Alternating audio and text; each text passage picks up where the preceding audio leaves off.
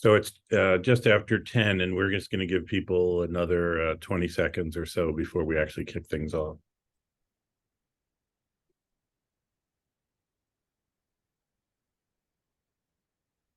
A whole bunch of people have just come on, so.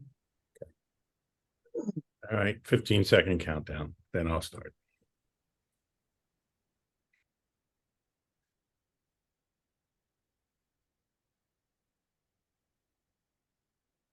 Good morning and welcome. My name is David Ellis, Senior Vice President of Policy Strategy and Communications here at the EFI Foundation.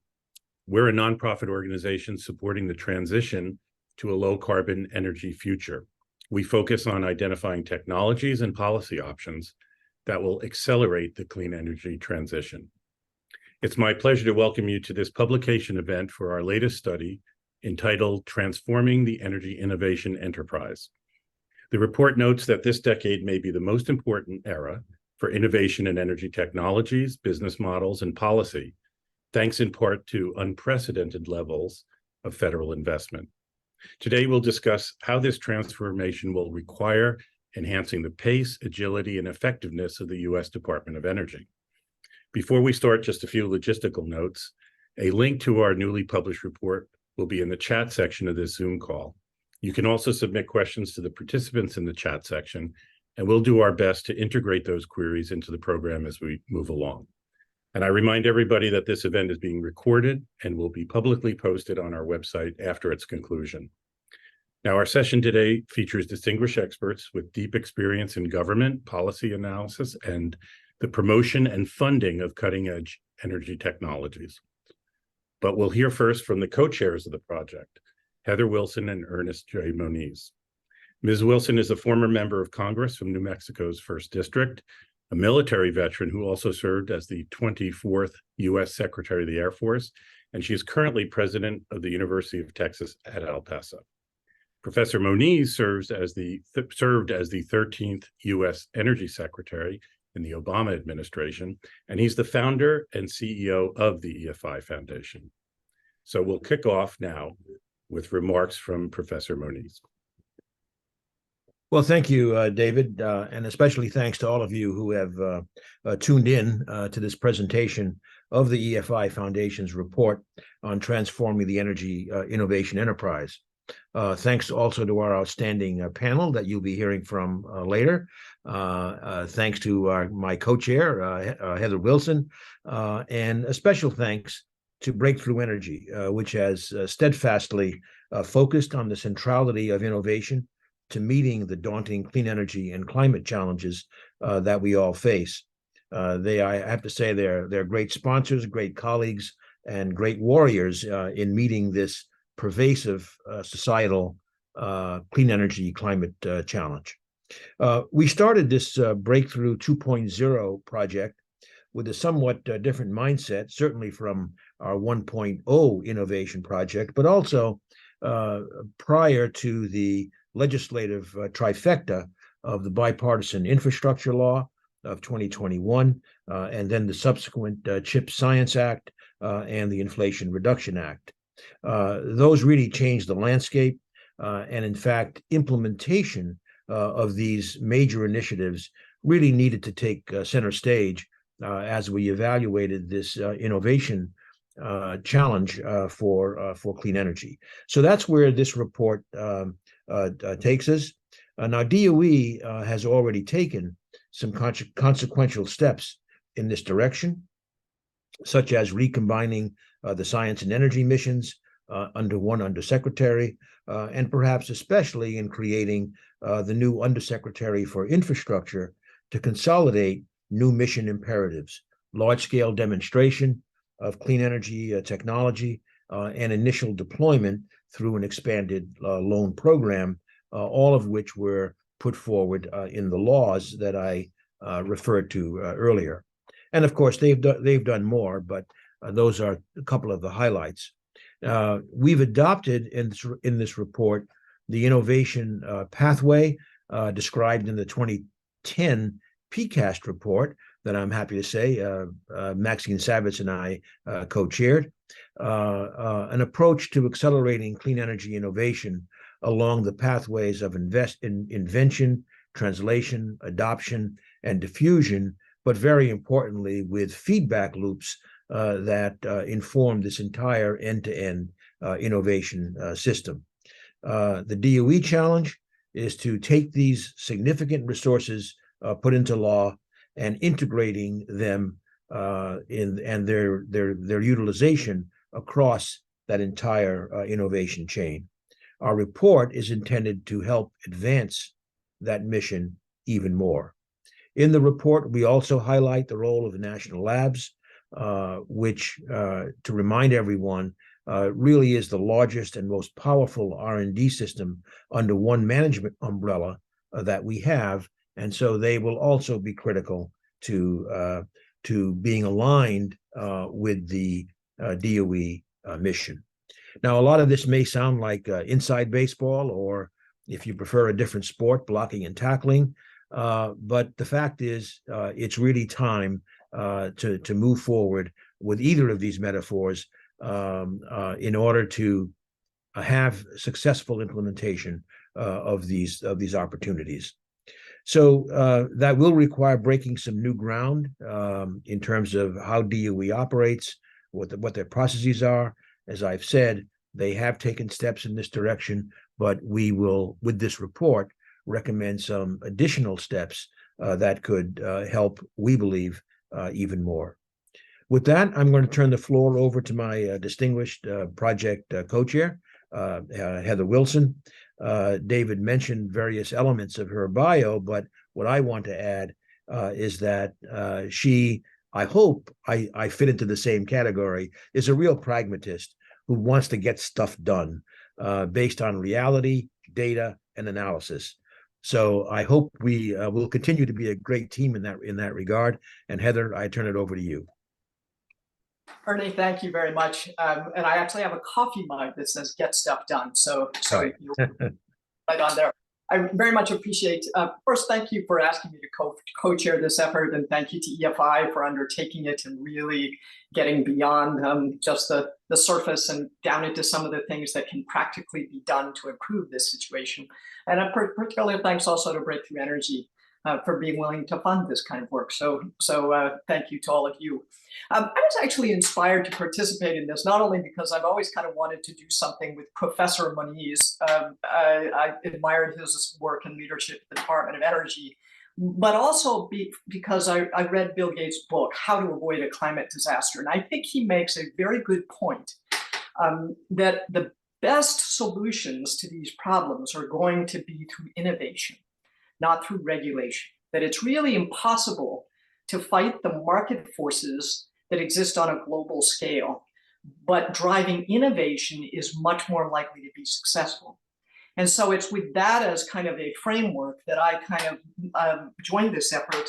And what I'd like to do is to highlight a couple of things related to the national laboratories, but maybe start out by saying that while we can make that general point that innovation, not regulation, is more likely to be successful as a strategy, it's actually not that far off. The International Energy Agency estimates that technologies currently in the demonstration and prototype phases will yield 1/2 of the reduction of greenhouse gases by 2050. So innovation is the most likely pathway to success. The question becomes, how can we accelerate that innovation and get things from the lab bench into companies and the economic ecosystem faster? So that was the kind of focus that I came to this project on. What I'd like to do in the few minutes that, it's a very long report, but I think that one of the areas of focus has to be the 17 national laboratories in the Department of Energy complex. That's where the scientific and technical talent remains.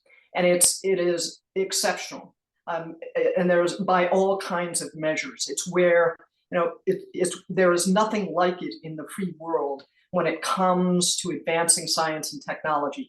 So rather than go through all of them, which I think you'll hear more about this in the next presentation, I'd like to highlight 3 points and recommendations that I think are important strategically, but also to get the implementation right. The first one is that in any effort to increase the pace of innovation and the translation into products and into the economy, you have to have very close feedback loops between those doing the demonstration projects and the real scientists and the scientists and engineers who may be working earlier on in the research and innovation ecosystem. That tight circle where you deploy something, test it, understand it, create more questions, go back and innovate, is really where we will accelerate the innovation process, is connecting those loops. There are great examples of this throughout history. The Corona satellite program done by the Air Force and the CIA, that was the first overhead imagery satellite, is a great example of that. Rapid innovation, rapid trial and error, and the first 12 of them failed completely. The 13th collected more overhead imagery than had been collected in the entire history of the world to that point on what was then the Soviet Union. So it's a great example of tight connections. The other one, great example from history of doing this, is the battle for the North Atlantic in World War II, where you had innovators and problem solvers connected directly to what was going on in the real world, and ultimately led to the supremacy and the critical battle of the North Atlantic and getting supply and forces to Europe during World War II. The best book on that, I think, is probably Paul Kennedy's Engineers of Victory. It's a fantastic description of how that really worked. There are a couple of laws that Ernie mentioned, particularly the bipartisan infrastructure law and the inflation reduction law, that allow the national labs to participate in proposal teams, but they need an expanded role. And I think this is an area where a recommendation for change is appropriate. We've got hydrogen hubs and advanced nuclear reactors and direct air capture and long duration energy storage. We need to get the national labs integrated with, looking at, learning from those demonstration projects to rapidly go back to the labs and advance the knowledge and the science where it needs to be in order to be even more effective more rapidly. So that's an example of where we need a change to policy to increase the participation of the national labs. So rapid flows of information from demonstration back to research and scientific discovery. The second I would highlight is technology transfer. Technology transfer from the labs has never been a core mission. It has been something that from time to time has waxed and waned as part of what the labs are directed to do. But it is not generally reflected in the management and operating contracts and the things that the M&O contractors are rewarded for. That needs to change. The motivations need to, or the rewards need to align with what the policy needs are. So there's one change there. I also think there is a great model, lab-directed research and development, which has yielded more advances at the scientific level than really disproportionate to the rest of DOE funding. It's controlled at the lab level. It recognizes that the people most likely to know where the next likely innovation or scientific discovery is are those who are closest to it. So it's locally controlled by the labs. I think there's an opportunity for a new program, a lab-directed technology maturation program that would do something very similar and take those early stage discoveries and mature those technologies. A couple of key points though. It can't be at the expense of lab-directed research and development. And it has to be controlled at the local level, at the lab level, so that you're more likely to get things that actually work rather than deciding this in some bureaucracy in Washington.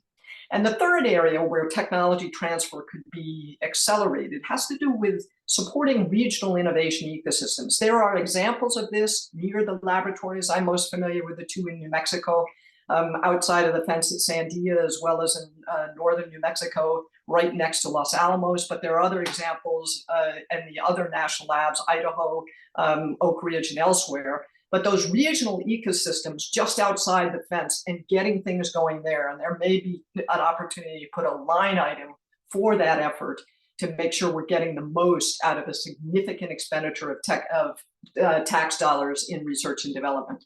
So tech transfer from the labs, we need to enhance that. And the third thing I would mention is really more of a DOE-wide effort, and that is to use other transaction authorities more. The Defense Department and NASA uses this contract vehicle very frequently. DOE has never really adopted it, and they need to modify the regulations to make this possible. Why does that matter? You get small companies involved, you can do it at speed, you can do payment for performance, and you get flexibility on business models, whether they're coalitions or individual small businesses or universities. It's a way to drive innovation faster for program managers at DOE to identify things that are working and rapidly support them without a lot of bureaucracy. And small businesses will generally not participate with big DOE. It's just too much trouble. And other transaction authorities is one way to get public support and drive innovation faster.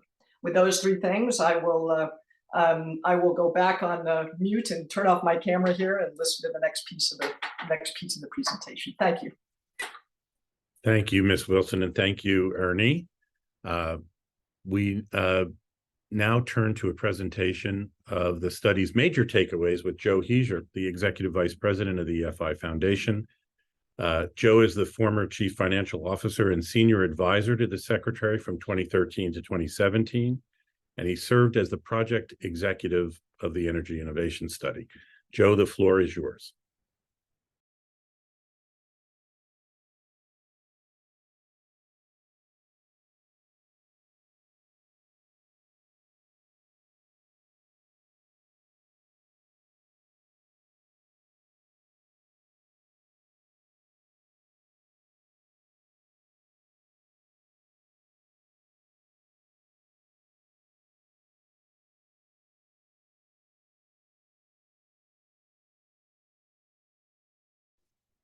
Joe, I think you're on mute. I just been told that I'm on mute. I apologize for that. Never forget to, I always forget to turn off my settings here.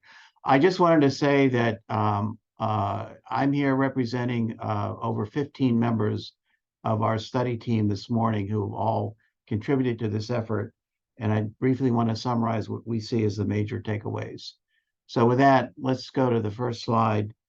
And I think this was the point that Ernie made earlier and David made, that we're now in a decade of major opportunities for energy innovation across a number of fronts, whether it's small modular reactors, fusion, offshore wind, hydrogen, electricity storage, et cetera. But going to the next slide, what we sometimes don't fully realize is to get to that successful innovation outcomes takes a lot of work behind the scenes, the so-called backroom processes and mechanisms. And that really is the focus of our report. On the next slide, we have here the significant resources to accelerate and expand the innovation pipeline. And a couple of points I would just make here. One is that in total, we're looking at something on the order of $900 billion over the next 5 to 10 years in either tax credits, spending, or loan authority. And while these numbers are going to change, I think the tax credit numbers will probably increase because as we're seeing more private sector interest, there'll probably be greater use of those. We may see the spending numbers decrease from this number because of the constraints in Congress right now due to the Fiscal Responsibility Act and other debates. But nonetheless, it's a significant amount. But what really is the key point here is that when you look around all of the different elements in that pie chart, Congress provided many new programs, but they did not create an overarching framework for how these need to be integrated and implemented. And that task really now falls to DOE. And that really sets the basis for our study effort.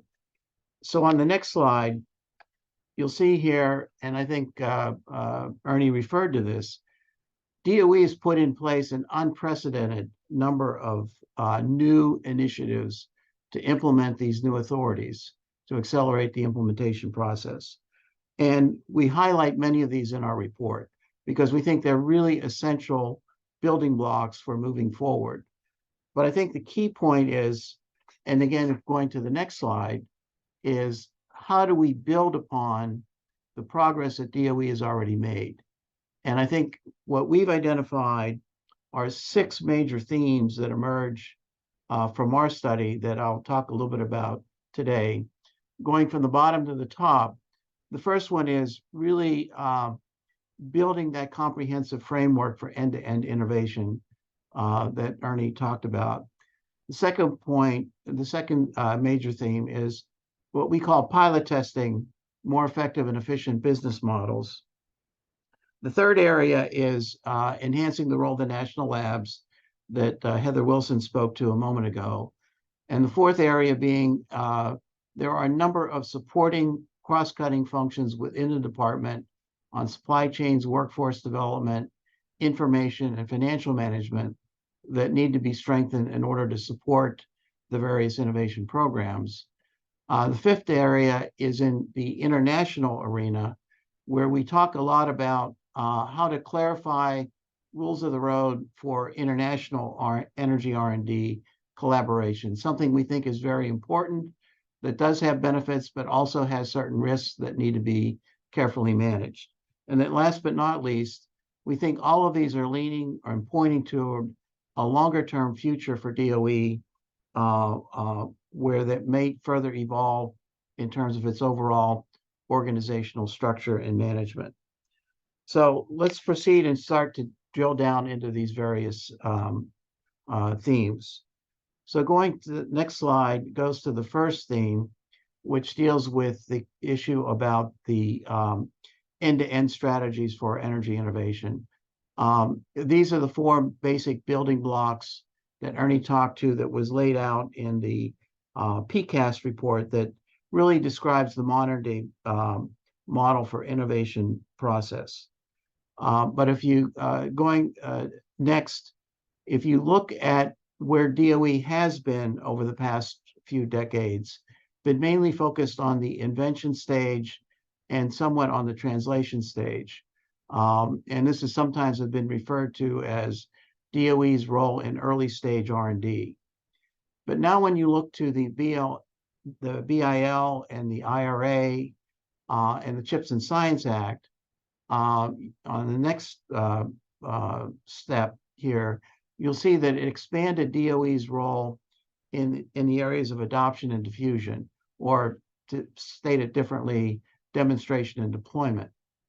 Where we have now picked up the theme here is next is what we talked about is the feedback loops that are associated with these stages of innovation, both learning by doing and learning by using.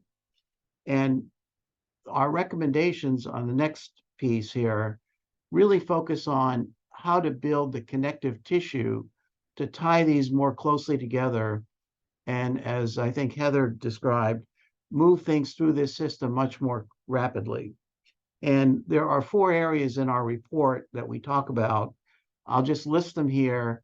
And obviously we can spend a lot more time talking about each one of them, but we think that the 4 things in particular that are really important here, one is to enhance this and really make this learning by doing loop work effectively.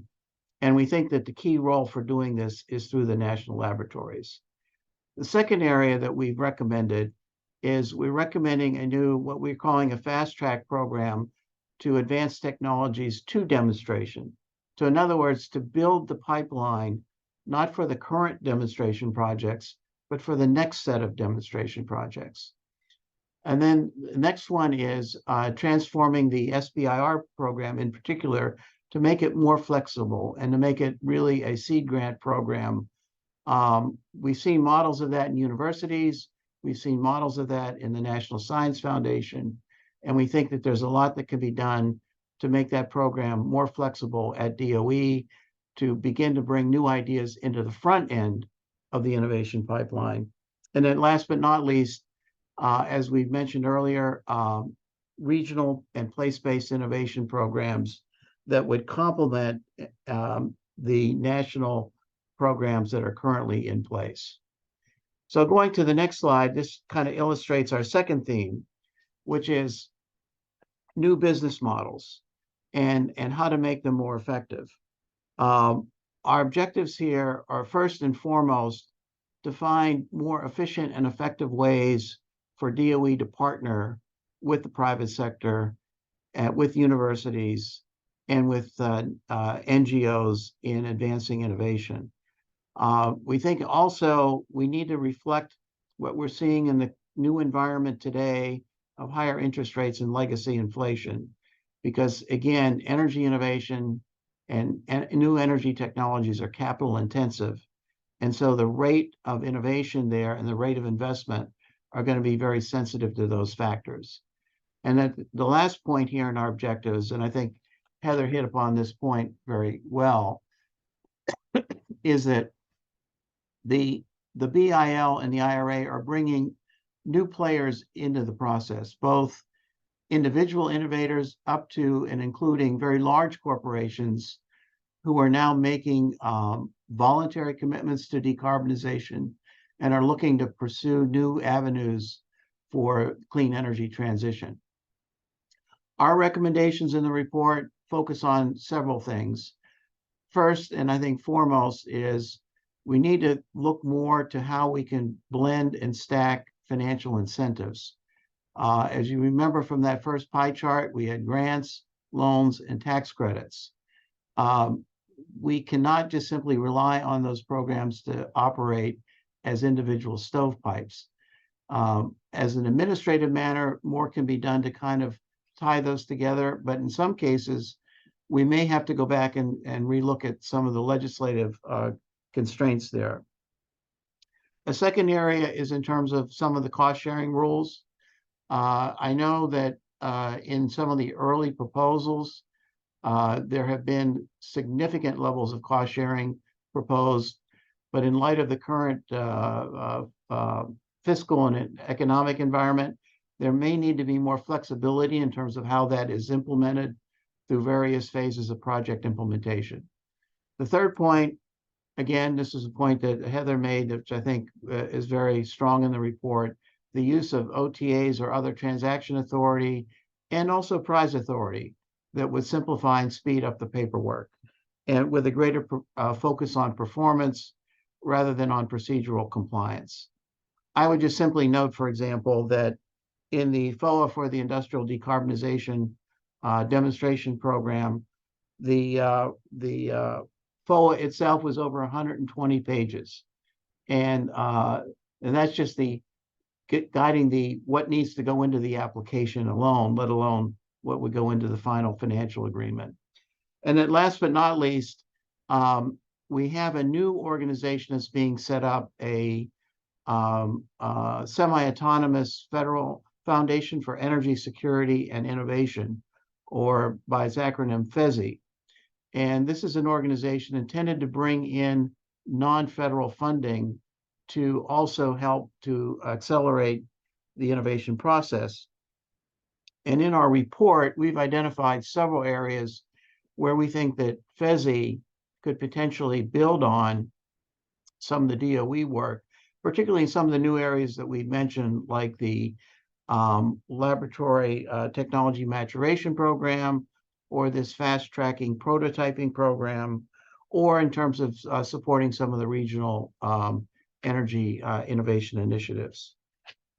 So moving on to the third theme in our kind of our six-step thematic structure is the issue about the national laboratories on the next slide.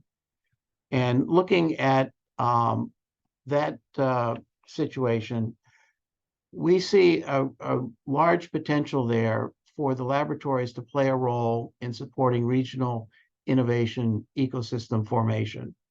The dots on that map show what is currently being funded by NSF and Commerce.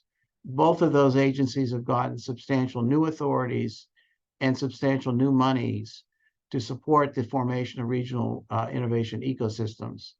DOE has not received the same level of support, but we think that there's an opportunity there for DOE to work with and leverage and improve upon those programs through closer integration. And we think that the national laboratories could be the key for doing this. Next slide. I think so in this slide here, we talk about the role of the national laboratories overall and how it can support end-to-end innovation. And we see it, and as we put this together, we work through it at different levels. And if I start at the bottom there with the individual laboratory researchers, we've identified opportunities to incentivize them to become more, in effect, entrepreneurial and to be thinking about not only invention, but also translation and adoption in their research activities through mechanisms such as royalty sharing of new intellectual property, entrepreneurial leave programs, training programs, and award programs. Now, the good news is that many of the laboratories are now doing this, and so this is something that is already very much in process, but can still vary by laboratory.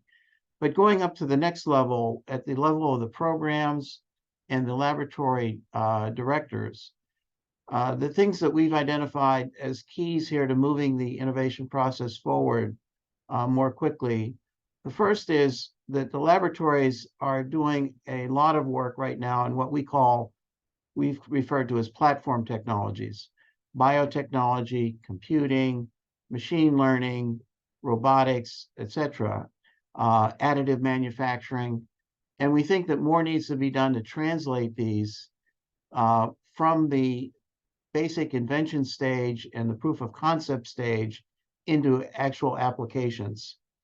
The second one, and again, this is the one that Hezir identified, is creating a laboratory-directed technology maturation program that we think would require separate funding that would allow and devolve to the laboratory directors the ability to pick and choose the technologies within that laboratory for further maturation. The third one is improving on the lab culture, and that is encouraging greater interactions between laboratory researchers, universities, and the private sector, including bringing more outsiders in and allowing more laboratory people to gain experience outside the laboratory. And the last but not least, expanded engineering test beds. The national laboratories are extremely noteworthy for the major scientific user facilities that they sponsor. There also some work being done there on engineering test beds to be able to test out prototypes of advanced technologies. This is particularly the case in the renewable energy technology area, and we see a role for the laboratories to expand their role there. The next area is on what we call the FFRDC Strategic Partnership. The laboratories are federally funded research and development centers. As such, under their arrangements with DOE, they are a strategic partner and not merely a contractor. And we think that in the regional area and in the support to demonstration and in helping to manage crosscuts, they can play a major role. And then last but not least, in the M&O contractor role, more can be done to incentivize the M&O contractors to focus on tech transfer and deployment and commercialization. Next slide is that, again, this just illustrates the fact that if you look at the 17 national laboratories plus the 2 naval reactor laboratories right now, there's no formal linkages to the new Undersecretary for Infrastructure office. And I think it just illustrates the point we were making about the need to build those relationships in order to establish that learning by doing process. Next slide, please. So I'll just kind of go through this very quickly. Supply chains isn't one of the areas that we've identified in supporting services. And we think that this now needs to move from the assessment phase to the action phase. We think that DOE has done a great job in creating the analytical base and identifying supply chain issues, weaknesses, and action items. They've begun to do implementation mainly focused on EV battery materials, but we now think that needs to expand into other parts of the supply chain, whether it's in permanent magnets, materials for extreme applications, or the nuclear fuel chain. Next slide. I want to talk for a moment then, looking to the future, about crosscuts. Right now, in our report, we've identified 11 areas of technology where DOE is currently doing crosscuts, and we're not sure we captured all of them. And we've identified over 10 offices at DOE that are involved in various cross-cutting activities, and we're not sure we've identified all of them either. We think that this is a very important area, and because the fact is that many of these challenges now require multidisciplines and multi-program offices. So looking at the next slide, we've identified in our report 7 particular elements that we think would be crucial to having a successful and effective cross-cutting initiative. I won't go through them now. We talk about them in our report, but simply point out that if you look across the various 11 crosscuts now, they all have some elements in them, but none of them are fully adopted, all 7 elements. And we think that this now needs to be formalized and made consistent across the department. And we are recommending that this be set up as a departmental order. And then last but not least, looking to the future on the next slide, we see here that DOE structure as it has evolved now over nearly 50 years is a hybrid. We have offices dedicated to particular fuels. We have offices dedicated to particular technologies, offices dedicated to particular stages of innovation across technologies, and offices identified to various end uses. When you look at the last slide, next slide, please, you'll see that if you break this down, the offices can create a taxonomy of offices by their main area of focus. And this is one reason why there's an increasing need for cross-cutting activities in order to tie this all together. We think that in the near term, by formalizing the cross-cutting process, we can improve the management and the coordination within the department. But we think that as experience is gained with these crosscuts, it's going to point in a direction in the future of more structural changes in the DOE organization. And in particular, in our report, we talk about in our sort of the body of knowledge on this topic, that the greater focus should be on the end use application. And we would see that maybe over time, there would be greater structural changes that might lead in that direction. But probably now is not the time for any major structural changes, given the need for the near-term implementation activities that are currently going on. And so with that, I would just conclude and turn the program back to David Ellis here for any follow-up and next steps. Thank you, Joe. We are now moving on to the next part of our discussion, which is a panel discussion led by Columbia University's Bill Loveless, a distinguished journalist with great experience covering regulatory and energy issues, who's the host of the popular podcast Columbia Energy Exchange from the Center on Global Energy Policy. Bill, in turn, will introduce the panel and take your questions. Over to you, Bill.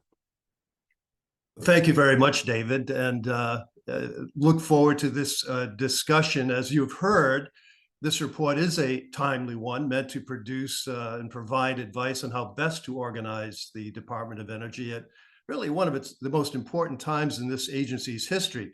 You know, that said, I'm someone who began covering DOE as a reporter in 1980, not long after DOE's inception, and I've seen the department navigate through some ups and downs, including calls for its abolition at various times, concerns over the future of the national laboratories following the end of the Cold War, you know, praise for the many contributions the department has made through breakthroughs in renewable energy and oil and gas drilling, and the introduction of new programs like the Advanced Research Projects Agency. So a lot has happened in this agency's past, and boy, a lot more, it seems, needs to happen going forward.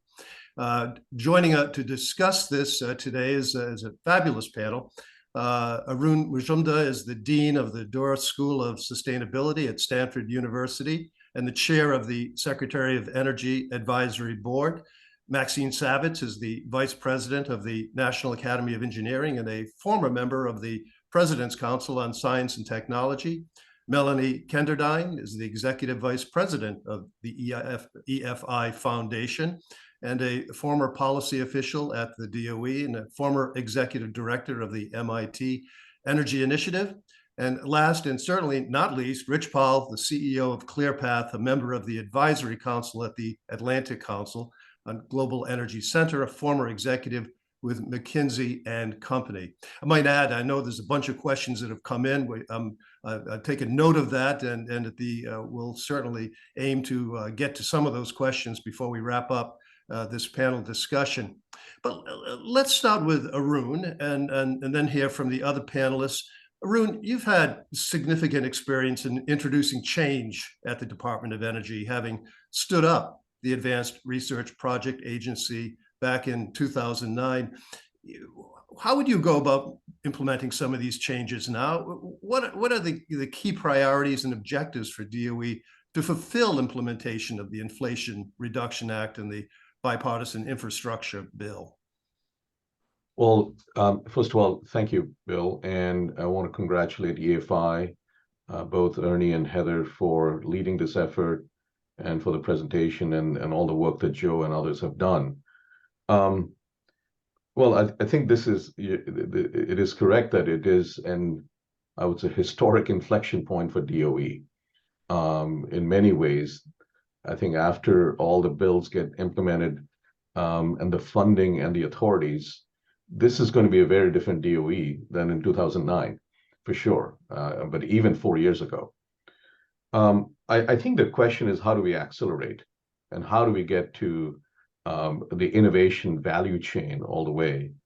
And I think there are lots of topics that were discussed. On the lab innovation, I had the honor to be in Ernie's advisory board and also had the responsibility of writing the report on how do labs create value for the private sector.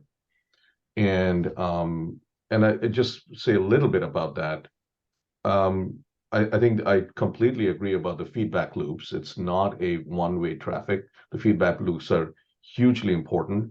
But going back to the labs, I think what we found in this report, and this was in 2015, if I remember right, was that the interaction between the labs and the Department of Energy headquarters is super important, because there are mechanisms like CRADAs, et cetera, which often, at least at that time, took a long time. Because if you are to do lab-directed technology maturation, which I think is a really good idea, in addition to LDRDs, you need the engagement of the private sector, which means the labs have to move at the speed of business. And different businesses move at different speeds. Large businesses move at a certain speed. Startups move at a different speed. And I think it's very important to have the mechanisms, whether it's CRADA or whether it's Master CRADA or other kind of mechanisms to enable the labs to move at the speed of business so that there's actually an impedance match between what the private sector does and the laboratories do. I think it's very important for the Department of Energy, and we pointed that out in our report, to give authorities to the lab directors to be able to make decisions on how much resources to allocate, et cetera, which I think the LDRD does. And so if there's lab-directed technology maturation, there needs to be some at least kind of, here's a decisions made up to a few $1 million. Let the labs decide with some guardrails from the DOE, because every time there's a back and forth in decision-making, it just takes too long. So I think I would just point that out as simple things one can do. I would also say that I think it's very important, and some of the questions pointed out, is to come from the end. I mean, this is all about scaling. And if you map out from scale backwards, it is super important to find out what are the barriers, what are the opportunities. There may be policy barriers, maybe policy levers that can be used. There are equity issues, and that's a very important issue with this administration, that there needs to be an equity aspect to it. There are people issues, there are workforce challenges, and there are permitting barriers, et cetera, that we have seen. So in addition to the technology development, which the DOE has traditionally been good at, there are other factors that are very important for the speed to get to scale. And I think it's within the DOE, there needs to be mechanisms to say, how do you get siting and permitting done quickly? Of course, this is beyond DOE. This is FERC and many other authorities. These are issues related to state and local authorities as well. But there needs to be a focus on those things as well, in addition to the technology, so that the trains can move fast. And I would say workforce is I know it was pointed out, very, very important issue, because many of these things have not been paid attention to for a long time. The power sector, for example, and we have seen in the last several CAB meetings, the highlighting the workforce issues, as well as the permitting, siting, and other regulatory barriers. So let me pause there. I'm not sure I exactly answered your question, but these are what I see as some of the challenges and opportunities, frankly. Yeah, you certainly did answer the question, Maxine. You were back at DOE back in its early days, but you've certainly followed it closely since then. What do you make of these challenges the department faces?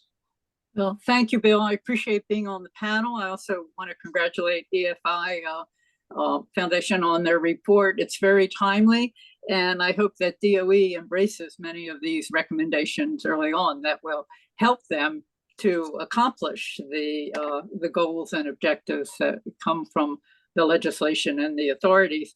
When I was the opportunity to be at Department of Energy at its beginning, and we never dreamed there would be this kind of funding for, this was in the end use sector, buildings, industry, and transportation, to go beyond the initial sort of development of smaller things. So there were some major successes at the time, but to be able now to do the whole interactive process and get into the adaptation and diffusion and move along and back. And really the whole purpose is really accelerating energy innovation, and with the DOE challenge is to do it well and to do it quickly.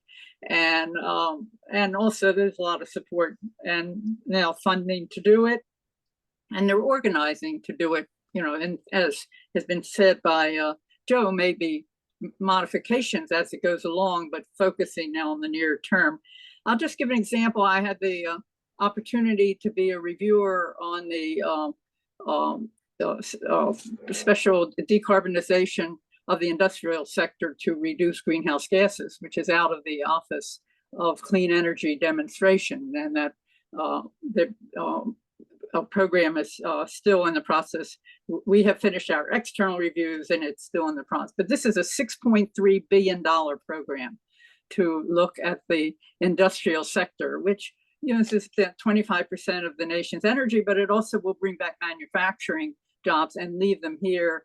But many opportunities for it. And DOE has structured that program well and one can go and find the funding opportunity announcement online and for different topic areas covering all of the industry sectors, from chemicals, refining, iron and steel, cement, glass, etc.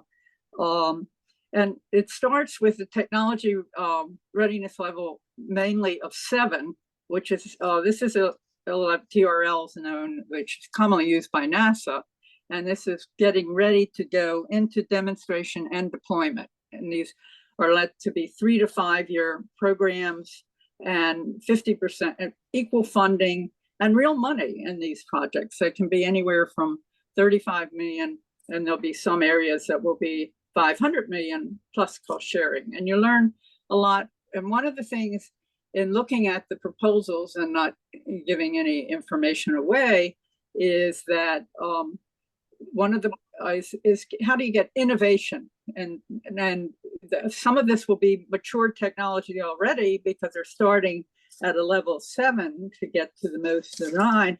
But some of the smaller companies have the most innovative, but yet there's a step that you have to go between the laboratory and even one pilot before you can do some full-scale pilots. So the idea of fast tracking and doing some pilot studies at 25 million, 50 million, it's really a useful thing to try to take some of this money to do to get real innovation to bring a startup. In addition to the major cost sharing by the private sector, you see a lot of state and local communities giving up, helping to share costs, whether it's giving property tax relief because they're putting in energy efficiency. So it's, again, these projects will be bringing in state and local groups to participate in them. And so I think the program project selection is going along very well. I've been impressed by the procedure. The tasks that DOE will have in the future, which I think for all of the new big programs, is the program management and monitoring of it, and to follow these through. And they are looking to, as the report points out, some new approaches for having independent people, having other government agencies help as you're looking at major demonstration projects. And that's very important to implement these things well and get them done quickly. And with that, I'll leave for others.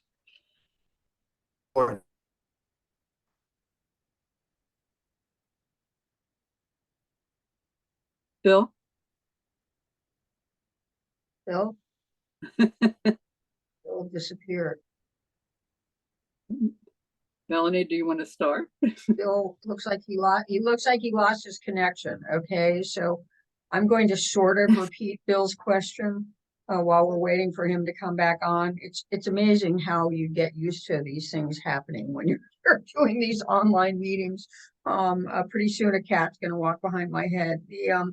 That happens all the time. The question was key priorities for DOE to achieve in its implementation of the bipartisan infrastructure law and the IRA, and obviously, and they're public servants on this panel. The number one priority of a federal agency is to maximize the use of taxpayer dollars. Okay, and so that is always a driver for any agency spending. Presumably, the appropriations that an agency receives are the result of a negotiation between the Congress and the administration, whatever administration is in at the time, where there's discretion in spending, and we've talked a lot about discretion in spending here. It's to maximize and ensure the implementation of the administration's priorities. In the a specific instance of the IRA and bipartisan infrastructure laws, the department has a huge obligation and opportunity to maximize these resources. And Joe showed a pie chart that showed the spending, and I added them all up, not spending, but spending tax credits and loan authority. It is almost $700 billion we're talking about here. $750 billion, and a huge opportunity. But we're also addressing huge priorities. As David Ellis mentioned at the EFI Foundation, we are very focused on deep decarbonization of energy systems. So that's an enormous priority. The evidence of climate change is everywhere. I'm from New Mexico. We last year had the largest wildfire in the state's history. You see it all over the place. So deep decarbonization, enabling the clean energy transition, Another priority is modernizing, upgrading, and building new energy infrastructure.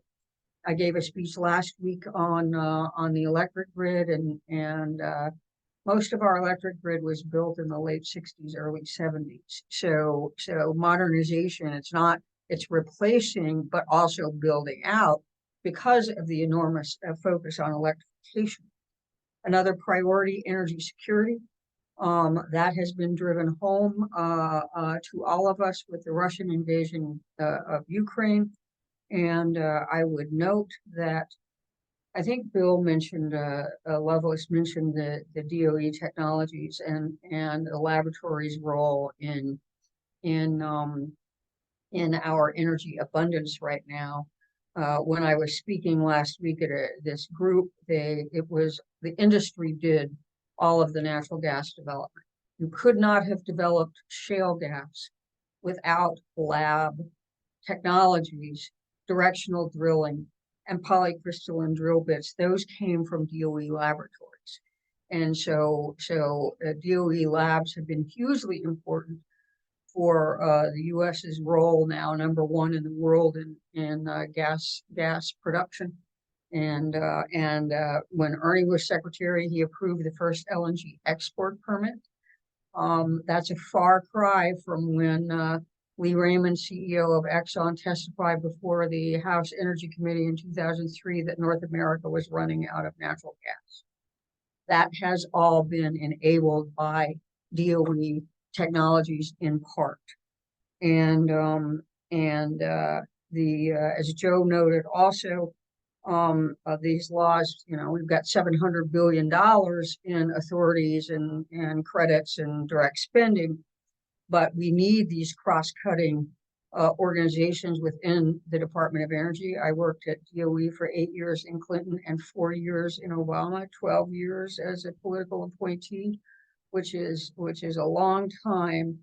And the need for cross-cut and a focus on cross-cuts.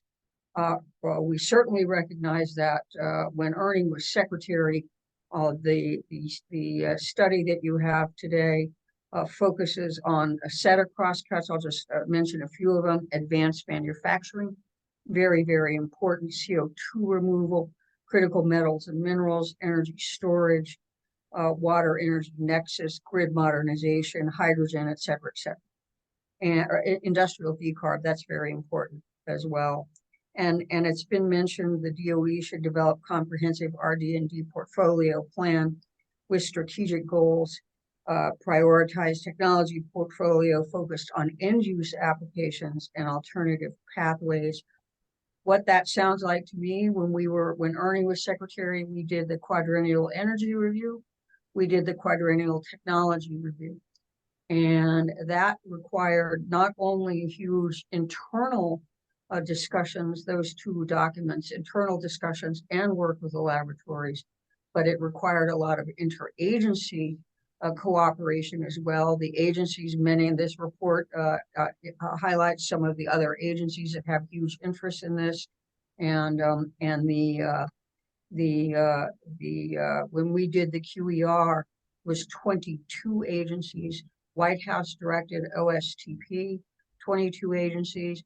We had to adjudicate 4,000 comments from those agencies in like 2 weeks. It just goes to show you it's DOE, very important, cross-cutting internal coordination, but also external interagency coordination. So Melanie, with that very optimistic history, I'd like to step in while Bill is frozen, and I think I'm back. Oh, you're back. Oh, I'm Bill's sorry. back. Bill's Apologize. back. And Rich, Somebody Rich hand has over to Rich. Yeah, I'm going to turn off my video and hear from Rich. Yeah. Well, first, I'll just echo the huge congratulations to EFI for pulling together this extremely timely and very, very important effort on the future of this. Just to reemphasize the point Melanie made about the scale of the resources at hand, DOE has obviously its legacy in the apparatus being founded in the Manhattan Project. And to say that it's been empowered with something, again, as large as the Manhattan Project is a radical understatement. So by any measure, what it has just been asked to do, the size of the resources, the complexity, the portion of the economy that will be impacted by what it is going to do is much larger than what it was asked to do in its founding of the Manhattan Project. That is the scale of the challenge. And it is quite a challenge. And so I think, DOE has the twin challenge here of, to Melanie's point, spending his taxpayer dollars very well, implementing these programs exceptionally well in a very, very short timeline with an unprecedented level of resources and responsibility, while also building the case that it ought to be continuously empowered with this sort of thing in the future, because this injection of resources does not get us to net zero economy-wide in the US alone. It's certainly net zero economy-wide on the global stage in terms of energy emissions, where we're quite focused at Clear Path. There will need to be future injections of resources like this in DOE over time. And so DOE has to stick the landing on this one to build the case that they can competently administer this kind of resources going forward. And I think there are a couple of things that they're doing well and right, and that ought to be made structural going forward to do that. One, to the process Maxine walked us through, this sort of the external reviewers. I think historically DOE sometimes became captured by its own technology enthusiasts or by promoters of specific technologies. So DOE can do a lot by bringing in external reviewers, expert voices, ideally industry, the people who actually want to buy the technology or investors.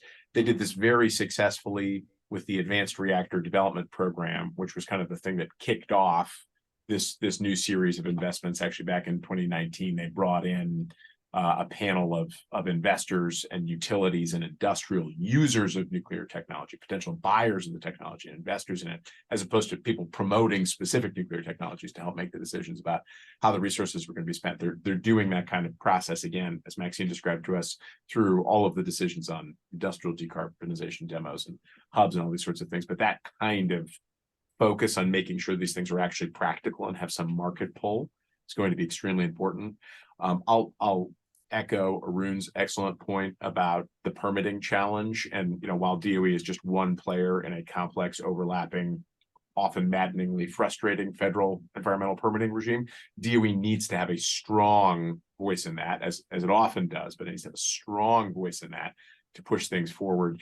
Even some of the earliest major projects coming out of DOE on this have already gotten wrapped up in NEPA red tape going forward. So if of the 30 or 40 billion dollar projects that they have to do over the next 26 years, if the very first ones are already getting significant self-inflicted, NEPA issues because of how they're being administered, like that's a problem. DOE has to resolve that now, like immediately, or that will echo down all of these other issues, and that ought to be a real focus for reform and modernization going forward. And lastly, I'll just reiterate Joe's great point from the presentation about the political risk overlay, and part of that is how the programs are administered domestically, and part of that is how we collaborate with partners abroad. The element in the room, obviously, in this are how, if at all, do these programs collaborate with Chinese state-owned enterprises, and that's clearly become quite a political topic in Congress, and is just a difficult one for us all to grapple with. But finding an open, transparent, clear way with a clear set of criteria for what's inbounds and where can we usefully reshore technology and IP and know-how, and what are things that are out of bounds, either because they're adjacent to national security relevant technologies, or because they're things where we don't want to seriously risk further IP flowing out of the country, or whatever that said is. Like we need clarity from DOE going forward about how these things are going to be administered, and how those potentially very useful JVs could occur in the future that avoids the national security risk and certainly avoids the political risk domestically, to keep the programs well supported. Thank you, Rich. All good points. Hey, we've got a bunch of questions. We've got about 5 minutes, so I'm gonna turn to the audience here, because I know there's a lot of interest in this. And let's start with one question regarding nuclear energy. It says, the question here is, nuclear energy production levels are declining in the U.S. Is that a concern for U.S. decarbonization? And will the next wave of nuclear reactors really be small and modular and cheap enough to build? This gets at one of the big issues that the department will be grappling with. Bill, I'm happy to take a quick stab at that, which Go for is it. DOE Office of Nuclear Energy, a big part of what was in the Energy Act of 2020, the bipartisan infrastructure law, has really significantly reinvested DOE into this challenge, sort of realizing that what we were doing, very large scale light water reactors, was not working. I'm very glad that the two Vogtle reactors that Southern Company has sort of heroically completed in partnership with DOE down at Georgia Power over the last decade are coming out. One's already online, another's going to come online either this year or early next. But the market has clearly spoken that is not what is going to be built going forward in the U.S. And so DOE is much more focused on both small modular light water reactors with a whole program around that, and then on advanced reactors, which would be non-light water, fast spectrum Gen 4 reactors that don't use water as a coolant. And DOE is doing all kinds of things to stand up the fuel supply Bill, around that. if I could just jump in and add to what Rich just said, just a real quickie. Go ahead, Joe.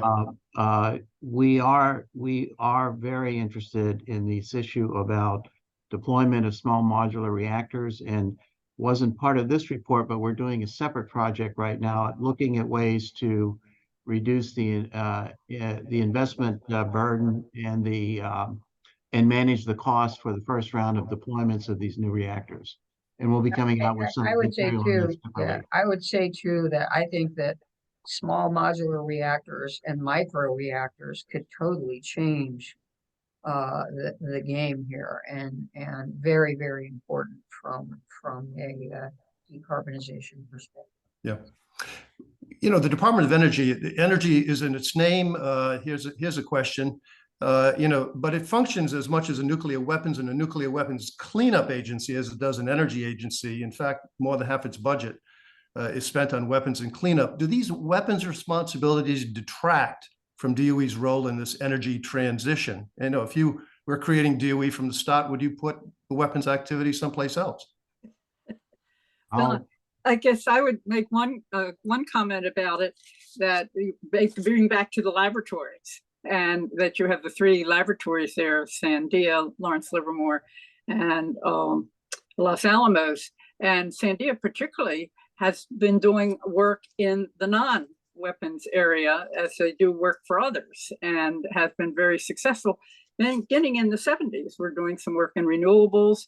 And if you look at LED lights, which are now commonly used in most efficient lighting system, that with the derivative of a Sandia laboratory, the LDRD, which is a Laboratory Directors Research Development Program, came about as a scientist was doing something also weapons related, but it was what the infrastructure and the Inflation Reduction Act does is make the energy part of DOE now bigger than, and also chips with soft science, bigger than the other two. Whereas in the code, some people said, where's the E in DOE? I think the E in DOE is very prominent now, and a very important player. Yeah. Now the question is failure. Does all of this give DOE much discretion in terms of accommodating failure in this transition and reporting effectively on the lessons learned? These things can get politicized very quickly, as we've learned. They do get politicized. If I could, Bill, they get politicized very quickly. We all know the story of Solyndra. The DOE loan program, and I think this data are in the study. It's 3%. It's very, very low failure rate compared to private sector, venture capital, et cetera, et cetera. That's very successful, having that kind of a low rate. And so I think that we need to understand that even, and it goes to Joe's point about learning by doing, okay, that even if something fails, technically fails, you've learned a whole lot from a process. If I could So, And I would also say that when you're doing high risk technologies in some area, which is important to really make gains, you expect some failures. You do want more successes than failures, but that brings me to that I think it's very important, and there is there are a couple of recommendations in the report. The importance of metrics, and it goes to what Rich says, how do we keep this going on rather than being a one-time, that DOE needs to really consider doing outcome metrics for its programs and build them in from the beginning. And they've been reluctant to do this. So the in the past, the Academy had DOE in 2000 look at 22 years of R&D in fossil energy and efficiency. Was it worth it? And ARPA-E is undergoing its second review by the National Academy to look at outcomes. So I think that's important to build in to not just to the whole chain. It's not just for deployment and demonstration, but also the RD&D to show that what has quantified that these things are successful and what they've added to the economy, whether reduction in greenhouse gas, workforce, et cetera. Right. Quick last words from Arun and Rich before I turn the program back to Secretary Moniz.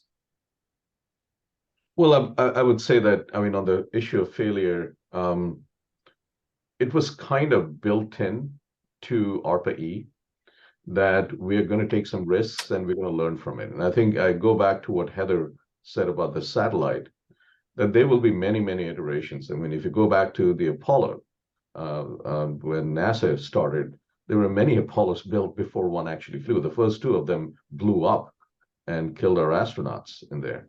So I think there's certainly a political risk out here, but one has to brand it the right way.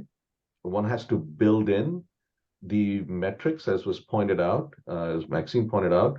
But this is a conversation with Congress, that if we don't take those risks, we are not going to be able to make some big changes. I would also add that it really depends on within DOE, the staff and the signal that comes to them that they should be able to take some risks. And if they are too conservative, well, things are not going to change. So I think there's a culture, internal culture, that needs to be built that has to match the ability for the outside people in the community to take risks. And that impedance match is super, super important. And so there's a larger aspect of this risk taking, which I completely agree with. We have to take some risks, especially in the early stages, but sometimes even in the later stages when necessary, because this is a massive transformation that's going to happen in the U.S. energy sector. And if you don't take any risks, it'll be business as usual. Yeah. Rich, as I'm used to saying on the air, we have about 30 seconds here. Do you have a last word? Yeah, I'll just carry on with that, which is I think risk is really all about the end-to-end cycle, and I'm very glad that the report really crystallized around that this swinging back and forth at DOE from basic research to applied research and silos and all this. We need to have a clear process at DOE where we are graduating technologies, we're buying down the risk in the technologies in partnership with the private sector and showing success. The way to get folks, accepting that DOE should take risks is by showing that it actually succeeds in commercializing groundbreaking new technologies. And if we keep that pipeline going across all the different technology classes, we're going to have a political class that's willing to take the risks on DOE. Good point. Well, we could have had this conversation for the rest of the day. I think there's so much here to discuss. But with that, I'll turn the program back to Secretary Moniz. Thank you, Bill, and thanks. And by the way, my first comment is to agree with your last comment. I would prefer to have this panel go on for substantially longer, but I think we'll have to rely upon follow-up discussions and comments. But let me just emphasize a few points that I think the panel brought out quite clearly. First, I think this idea that as the Department of Energy, in response to the recent legislation, moves much more strongly into the translation and adoption phases of the innovation chain, it really will be, as I think Arun said, or maybe it was Rich, somebody said, it will be a new DOE because of the enlarged responsibility and considerable financial responsibility. And this in turn comes, I think, to the discussion that has been mentioned many times around risk. As a reminder, we were talking about risk in the context of DOE programs, but the private sector, of course, is always deploying capital under various risk management approaches. And now I think the issue is to, in some sense, integrate the sharing of risk as one tries to accelerate dramatically the development of, piloting of, and the deployment of by the private sector at scale these new technologies. So I'll repeat what I said earlier, that the department, we've all said, the department has taken some very substantial steps, I think some creative steps in terms of tackling these new responsibilities. But I think there is more that can be done. And as I think Rich Powell emphasized, it's really important that DOE succeed at this. It's important, of course, for addressing the clean energy transition. It's also important because they need to earn, in some sense, a permanent seat at this table in order to continue this innovation all the way through the innovation chain. So I think that's been and to do all of this with speed. So I think that's been a very important, I think, exclamation point brought out in the panel's discussion. I can't resist making one brief comment around this question that was raised about including the weapons programs, et cetera. My first point would be to say, I think that, frankly, it is not productive to speculate, to spend time speculating on how one would design the department or design the responsibilities for addressing, let's say, clean energy or science or nuclear weapons on a blank sheet of paper. We don't have a blank sheet of paper. So the question is, how do these synergies work? How can they be improved? I'll just mention one area where having the national security responsibilities in the same department with the national lab system spanning the mission responsibilities, that is, with science, with energy, with environment, and with nuclear security. Joe Hezir mentioned from the report the importance of the integration, the much more aggressive integration of platform technologies with energy technology. Frankly, I think the case is pretty clear that the reason that the Department of Energy and its laboratories are so powerful in the development of an application of platform technologies is because of the national security responsibilities. So this is a tremendous opportunity to bring those missions together in a very, very important way. Well, look, we could go on, but I think it is time to draw to a close. I hope, again, our report continues to stimulate discussion. Please keep sending us messages. We will certainly be working to see and rely upon many of you to help in the implementation of some of these recommendations. And with that, I think we thank you all again, and let's keep at it. I think, as was said earlier, we all need for the department to succeed in these new missions. So let's row together to make sure that happens. Thank you all.